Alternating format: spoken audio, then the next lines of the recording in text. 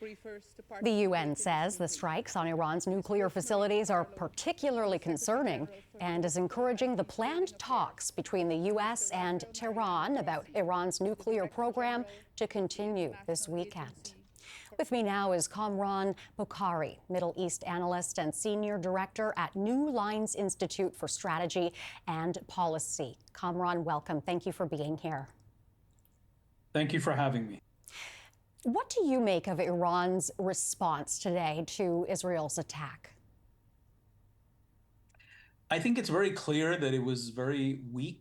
The fact that the Israeli Defense Forces and its intelligence service Mossad were essentially dominating the skies of Iran and operating from the ground with very little, if any, resistance, essentially firing at will, suggests that the regime is very weak. The fact that it could not protect, its top elite from the targeting of Israel further lends, support to that view that Iran is weak.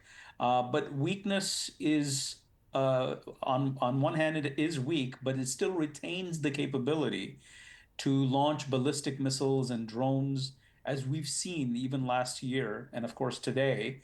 But nonetheless, it's not a match for Israel. It's it's a weak response, if you will. How likely is this to escalate into a full-scale war?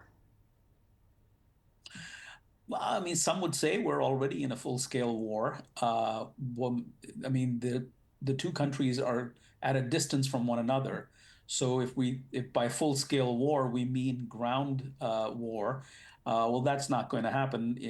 The Iranians cannot project force that far out west, and the Israeli military is also tied up on a number of fronts in Lebanon, in Gaza, in Syria, in the West Bank. And so I don't think that's going to happen. But what I do think is that there's going to be an escalation.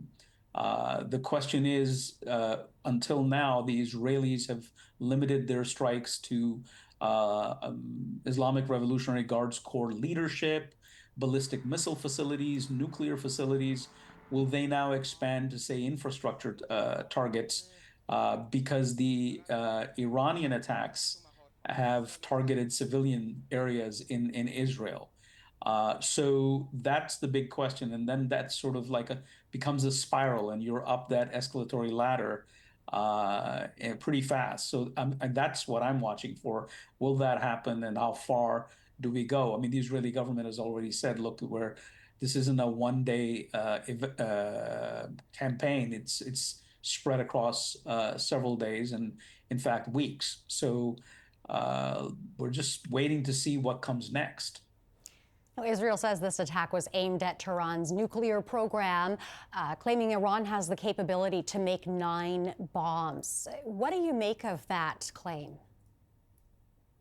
So there's a bit of nuance that sort of gets lost in sort of, the political statements and sort of how we frame the discussion in the media. So I have no doubt that the Iranians have that much fissile material.